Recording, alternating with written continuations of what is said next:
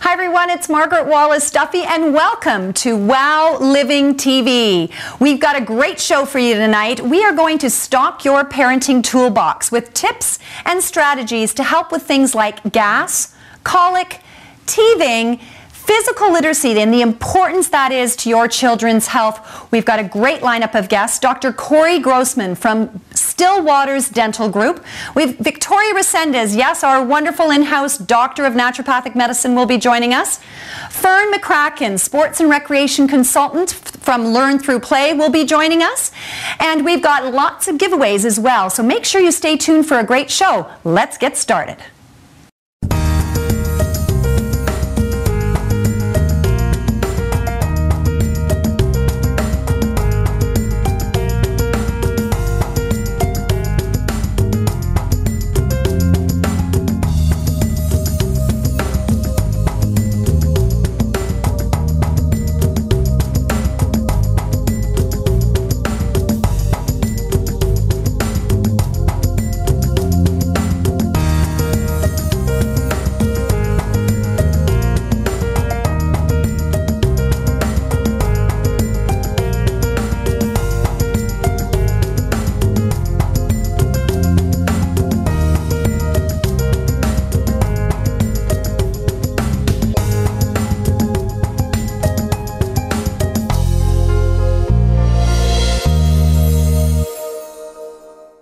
Now, as a parent, I know firsthand what can keep us up at night when we're at home with our babies.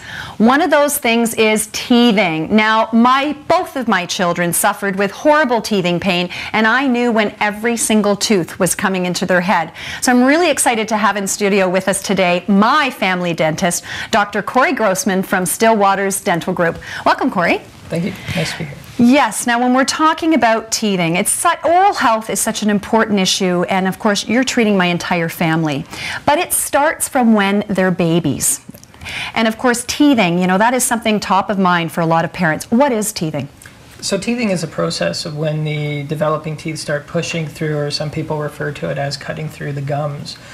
Typically the teething we'll notice it 3 to 5 days before the teeth start pushing through, and then the teething episode will last for about a total of 7 to 10 days until the tooth has pushed its way all the way through the gums. Oh boy, as a parent, 7 to 10 days feels like a decade. It can be a really challenging time.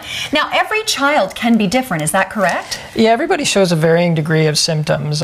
Typically, the symptoms that we tend to see most is flushed face.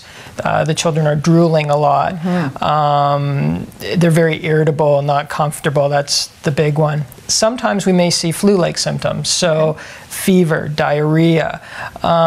This sometimes tends to be a bit of a concern because we don't want to disregard a fever as, oh, the baby's just teething, so let's not worry about it. Right. So we often recommend that parents, if they're noticing that we're getting the extreme symptoms, that they consult their medical doctor, just so that they can rule out any respiratory infection or anything else that might be going on at that time. Absolutely. I remember with my children, they might have had a really low-grade fever, which would, you know, make them feel really uncomfortable. Yeah. So, okay, it's rite of passage. All babies go through it, and so what do we do as parents? What do you tell your patients to help us parents get through this process? So there's a couple things that we can do. Like, often we'll recommend things that are cold and things that are hard inside the baby's mouth will tend to make them a little more calmer. The cold will numb the gums up a little bit. The hard things massage the gums. Yes. So something like taking a washcloth, wetting it, and then putting it in the freezer and having the baby sort of chew on that. A teething ring, chewing on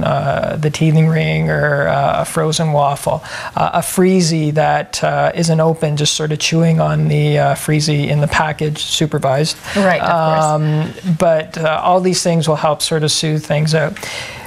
Parents as well, it's interesting, they're quite hesitant to give over-the-counter medication, acetaminophen, ibuprofen. These things help, these things work, and that we encourage parents to do that just to provide a little bit of relief. Not every parent wants to do that, so there's some holistic approaches, holistic medication, something like camellia, yes. Which is a natural product that you can apply multiple times, and we've seen with our patients a certain degree of success with that. You know, absolutely. I mean, camellia for boral laboratories, I used with my children. It's a homeopathic medicine that you're able to take internally. Yep. Saw a huge difference with my kids, and it was great to be able to have a safe, effective medication on hand. So that's a great thing to have, and you know, in case you need it. Sure. One of the things that we don't recommend is there's certain gels out on the market. Gels will provide a temporary relief. It has something in it's a topical anesthetic called benzocaine. We use it in our office, and you can get it over the counter as well.